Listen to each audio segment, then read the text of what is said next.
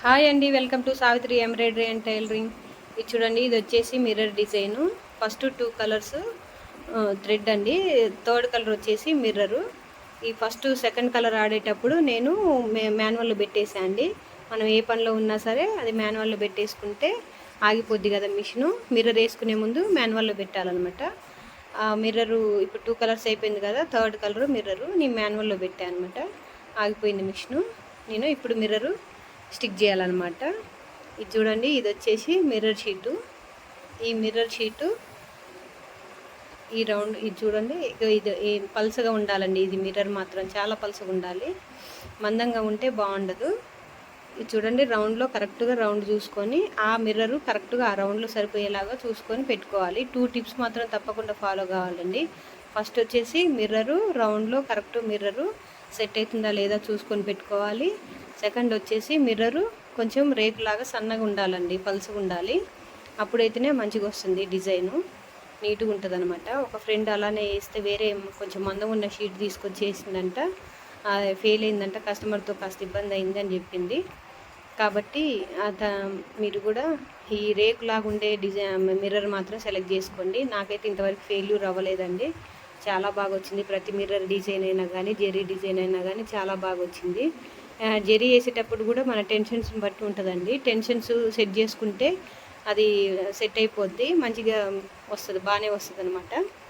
కాబట్టి టెన్షన్స్ని బట్టి జెరీ కూడా చూసుకోండి. మిర్రర్ మాత్రం కరెక్ట్గా రౌండ్లో ఉండాలి, రౌండ్లో సరిపడే మిర్రర్ పెట్టాలి.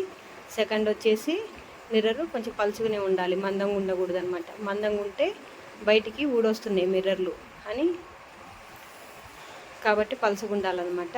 ఇది చూడండి, రౌండ్లో కరెక్ట్ సరిపడేలాగా చూసి పెట్టుకోవాలి. మిర్రర్ షీట్లో ఒక 2, 3, ఒక 4, 5 మిర్రర్లు సైజులు తీసుకొచ్చుకుంటే ఏ సైజు కరెక్ట్ సెట్ అవుతుందో దాన్ని బట్టి పెట్టుకోవచ్చు అనమాట.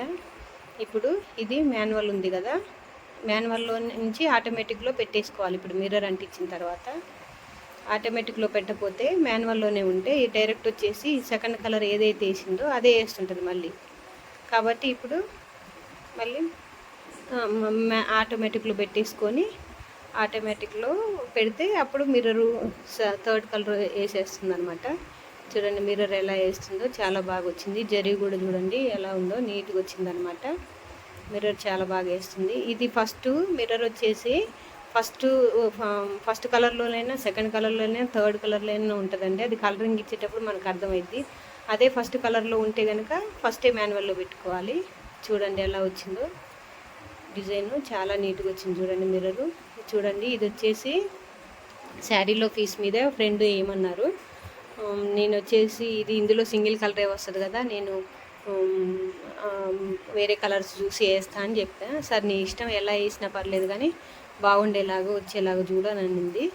ఏదైనా మనం డిఫరెంట్గా ట్రై చేయాలని నేను చెప్పా కదండి. తప్పకుండా మనం ఏదో ఒక డిఫరెన్స్ అయితే ట్రై చేయాలండి, ఏదో ఒక ప్రయోగాలు అయితే చేస్తూనే ఉండాలి. ఇది సేమ్ సెల్ఫ్ కలర్ సిల్వరే పెడితే బాగుండదు. కాబట్టి నేనేం చేసా, lemon yellow and red colour పెట్టా. చూడండి డిజైన్ అయితే చాలా నీట్గా ఉంది. హ్యాండ్స్ అయినా సరే చాలా బాగా వచ్చింది. అదే ఓన్లీ సిల్వరే పెడితే సింగిల్ కలర్ అస్సలు లుక్ ఉండదండి. కస్టమర్కి చెప్పాలి మనం, ఇలా కాదు అలా అని చెప్తే వాళ్ళే ఓకే ఒప్పుకుంటారండి, అది బాగుండేలాగా ఉంటే కనుక. తప్పకుండా మనం ఏదో ఒక ప్రయోగం అయితే చేస్తూనే ఉండాలి, ఏదో ఒకటి కస్టమర్కి కొత్తగా డిఫరెంట్గా ట్రై చేస్తుండాలి. అలా అయితేనే మన దగ్గరకు వస్తారు. నా ఛానల్ కనుక ఫస్ట్ టైం చూస్తున్నట్టయితే ప్లీజ్ లైక్ చేయండి, షేర్ చేయండి, సబ్స్క్రైబ్ చేయండి తప్పకుండా. ఇది చూడండి, 2 కలర్స్ యాడ్ చేయడం వల్ల ఎంత నీట్గా ఎంత బాగుందో కలరు, చాలా బాగా వచ్చింది.